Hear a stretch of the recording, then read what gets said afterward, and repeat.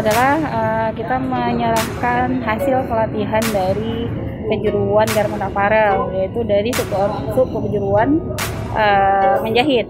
Jadi peserta pelatihan itu mereka menjahit berbagai macam busana seperti blus, rok, kemudian ada gamis, ada lena rumah tangga seperti tudung saji dan taplak meja. Jadi hasil dari mereka itu kita berikan kepada ACT supaya bisa lebih bermanfaat untuk masyarakat yang lebih membutuhkan.